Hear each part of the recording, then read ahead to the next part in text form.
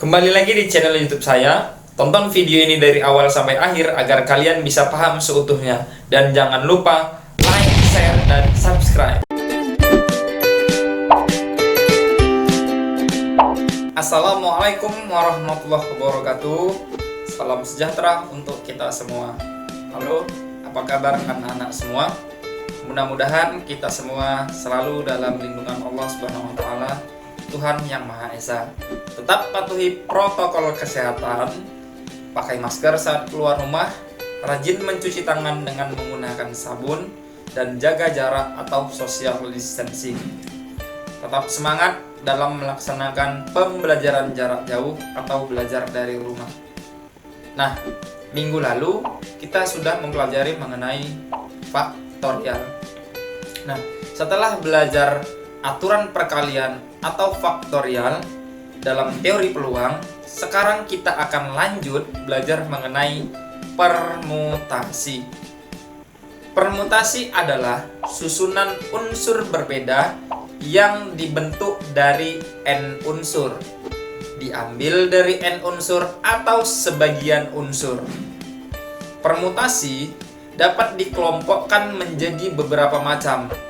Nah, dalam video kali ini kita akan belajar tentang jenis permutasi dalam teori peluang berikut.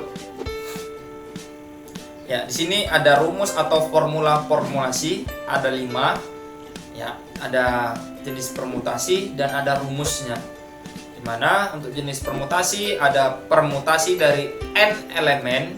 Tiap permutasi terdiri dari n elemen. Sampai yang kelima yaitu permutasi berulang dari n unsur. Tipe permutasi terdiri dari k unsur. Yang pertama yaitu permutasi dari n elemen. Tiap permutasi terdiri dari n elemen. Nah, jika ada unsur yang berbeda diambil n unsur, maka banyaknya susunan atau permutasi yang berbeda dari n unsur tersebut adalah P atau notasi untuk permutasi Pn, n sama dengan n faktorial, atau n permutasi n Pn, dibaca n permutasi n sama dengan n faktorial. Untuk mudah memahami, kita masuk ke contoh soal. Contoh: untuk menyambut sebuah pertemuan delegasi negara yang dihadiri oleh 5 negara, panitia akan memasang kelima bendera dari 5 negara yang hadir. Banyak cara panitia menyusun kelima bendera tersebut adalah ... Kita jawab. Nah, dari 5 bendera yang ada, berarti n-nya sama dengan 5. Maka banyak susunan bendera yang mungkin, yaitu 5 faktorial. 5 faktorial itu apa? Ya, sama dengan 5 kali 4 kali 3 kali 2 kali 1, sama dengan 120 cara. Yang kedua, permutasi n elemen. Tiap permutasi terdiri dari r unsur dari n elemen dengan r-nya lebih kecil sama dengan n. Nah, untuk semua bilangan positif n dan r dengan r lebih kecil sama dengan n, banyaknya permutasi dari n objek yang diambil r objek pada satu waktu adalah p n, r, atau bisa juga ditulis sama dengan n permutasi r, atau bisa juga dibuat n pr, berarti n permutasi r itu sama dengan n faktorial dibagi n dikurang r faktorial. Syarat urutan diperhatikan. Contoh: banyak cara untuk memilih seorang ketua, sekretaris, dan bendahara dari 8 siswa yang tersedia adalah... Oke, kita jawab. Banyaknya siswa yaitu 8, maka dibuat di sini n sama dengan 8. Kemudian ketua, sekretaris, dan bendahara atau banyak pilihan objek yaitu r sama dengan 3. Maka saya ambil rumusnya, n permutasi r sama dengan n faktorial dibagi n kurang r faktorial.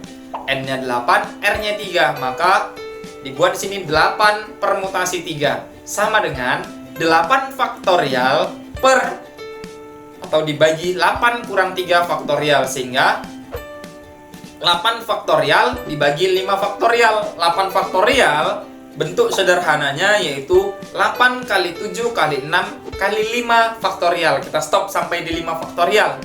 Lalu dicoret sehingga tinggal 8 kali 7 kali 6, hasilnya adalah 336 cara.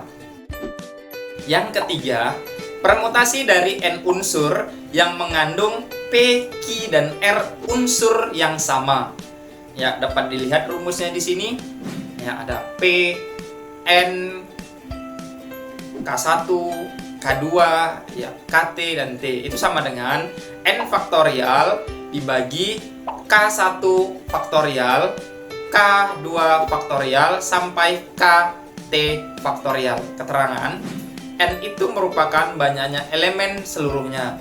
K1 yaitu banyaknya elemen kelompok 1 yang sama. K2 banyaknya elemen kelompok 2 yang sama. Sampai KT yaitu sama dengan banyaknya elemen kelompok KT yang sama. Sedangkan T itu nilainya 1, 2, 3 sampai seterusnya. Untuk mudah memahami, langsung kita masuk ke contoh. Banyak cara untuk menyusun dari kata basa-basi, double S ya, adalah titik-titik. Kita jawab, dari kata basa-basi banyak huruf N sama dengan 10. Jadi banyak hurufnya, semua ada 10. Kemudian kita misalkan K1 itu adalah huruf B. Huruf B-nya ada berapa? Ada 2. Kemudian K2 itu huruf A. Huruf A-nya ada berapa? Ada 3.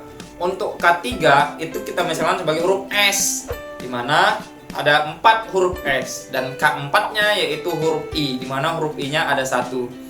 Maka dapat kita buat P ya 10, 2, 3, 4,1 itu menjadi 10 faktorial dibagi ya 2 faktorial kali 3 faktorial kali 4 faktorial kali 2 faktorial. Ya, sehingga 10 faktorial kita buat bentuk sederhananya menjadi 10 kali 9 kali 8 kali 7 kali 6 kali 5 kali 4 faktorial. Stop di situ karena nanti 4 faktorialnya akan kita coret.